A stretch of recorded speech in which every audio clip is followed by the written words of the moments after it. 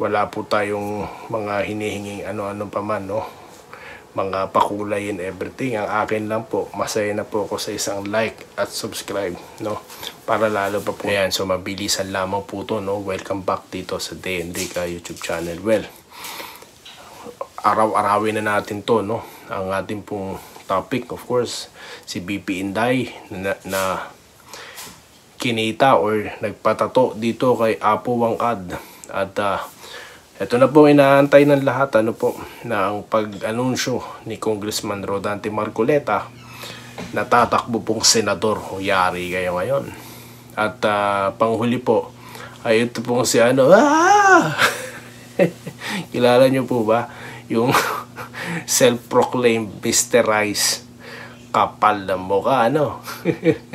Okay, so mabilisan. Unahin na po natin si ito po Senator Rodante Marcoleta, no? Well, sigurado na po yan, ano po, dahil siguradong bibit-bitin po yan ng ating BP Inday at ng buong Duterte, no? Dahil alam naman po natin kung gaano kalakas pa rin po ang mga Duterte, no? At bagsak na po ang popularity ng mga tambaluslos ngayon, no? Ng gobyernong Marcos, dahil wala na po bumalik na po sa dating traditional ang ating gobyerno, no? At yung mga epal-epal nagbalikan na, ayaw po ng taong bayan yan. Mga bobo kayo, no? Inulit nyo na naman. So kala nyo mananalo kayo, kala nyo sikat kayo, sorry kayo. Okay, at pangalawa na po, ito pong ating BP Inday, no? Aba, kahit saan po magpunta, pinagkakaguluhan. So kahit wala po siyang dalang bigas, kahit wala siyang dalang 5,000, no, pera, talaga pong pinagkakaguluhan siya. Yung isa, kung ano-ano nang ginagawa ano na ba nangyayari sa natin ngayon? Sa mga politiko natin, mapansin lang. Pambira, no? Tapos yun na nga po, siya po kala ko nung pinanood ko kanina sa sa YouTube, mga file videos, no? Yung pala, latest pala yun.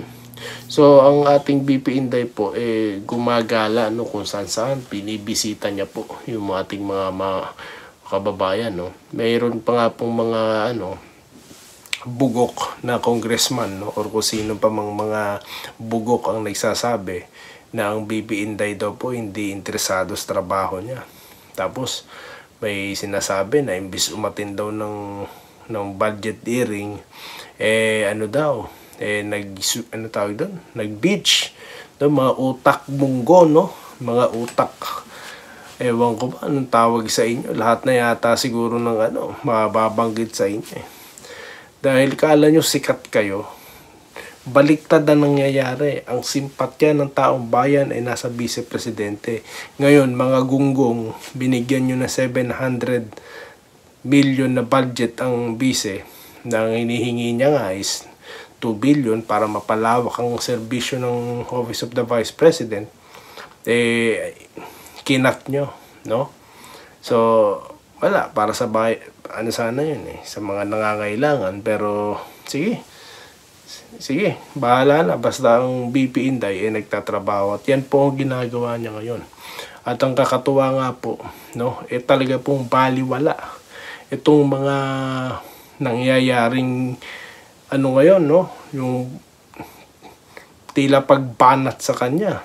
Dahil may witness parang wala halata po na hindi ito pinansin ng tao. Halata po na walang napaniwala dito sa Gloria na ito. Gloria.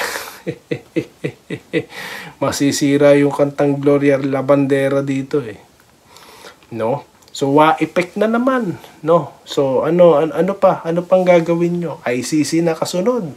Yan ba pang pinali nyo? Yan ba yung alas nyo sa mga Duterte? Pambira kayo. Wala sablay yung yung confidential funds, no? Ang taas pa rin po ng rating ng BP, no? Kahit ang mga media, mga kupaloops na media, iba magbalita, pero mataas pa rin po itong itong popularity ng BP. Tapos pa pong sumunod na nangyari? Yan na nga, yung mga disallowances daw, no?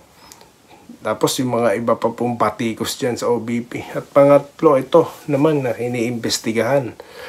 Siya lang nga iniimbestigahan, ha? Sa dami po ng ahensya, mismo sarili nila dapat imbestigahan din, eh. I mean, dapat yung budget nyo, inaano din yan, eh. Hinihearing din, eh. Dyan sa Kongreso, eh. Diba? Lalo na yung flood control, ha? Bilyong-bilyon, tapos 5,000, ha? Dapat yan din, ba't hindi na imbestigahan yan? Bakit BP lang? At lumabas nga po yung si Miss, yung sobra, yung yung naglalabas ng sobre. Aba, wala. Ang pangit, sino kayang director nyo? Ang pangit ng script nyo, eh. So wala pick din, no? Antayin nyo ang survey. At ito nga tong si Tambaloslos, no, na lahat ginagawa na, no, the self-proclaimed Mr. Rice, ang tigas naman ng mukha mo, Teng. Bakit namimigay ka ng bigas? Pababain nyo yung presyo ng bigas.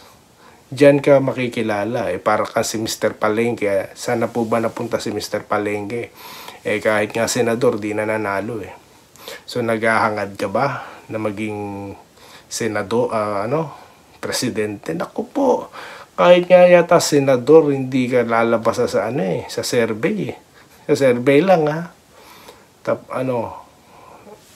Na naman, yan na namang initiative. Hindi nga, dahil haharangin talaga kayo ng mga Duterte.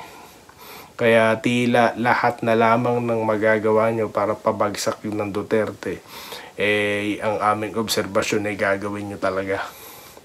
At wala effect po sa taong bayan yan.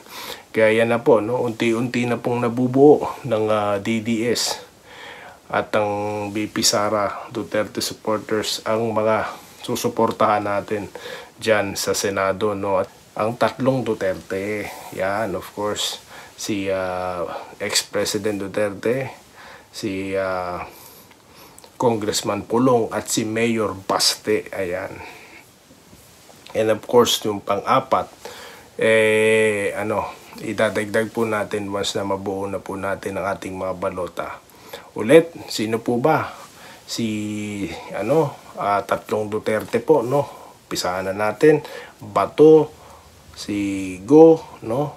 Si Atty. Marcoleta, si Philip Salvador, sama na natin yan, no? Tapos ito pang si nung tatlong abogado, no, si Attorney Trix, Attorney Harry, at ito pong si Attorney Sal Panelo, at pang-apat pa pala, no, si si Attorney Vic Rodriguez, at pang-12 kompleto na pala si Attorney Glenn Chong. Ayun, bali si Maharlika po, no, wag na po kayong mag-isip na tatakbo yan dahil US citizen po yan, no. Masaya na po siya sa kalagayan niya ngayon at di niya po kailangan ng posisyon para makatulong sa bayan. Ginagawa niya po ngayon mismo, no. So yun lamang po, no, ating napag-usapan. Medyo humaba po tayo. At muli, maraming salamat sa inyong panonood. Nakikita ko po yung improvements mo, no, dito sa ating channel. Wala po tayong mga hinihinging ano-ano pa man, no, mga pakulay and everything. Ang akin lang po, masaya na po ako sa isang like at subscribe, no, para lalo pa po tayong humaba dito, or lalo pa po tayong dumami, no, yung naabot ng channel na ito. So yun lamang po, muli maraming salamat po sa inyong lahat.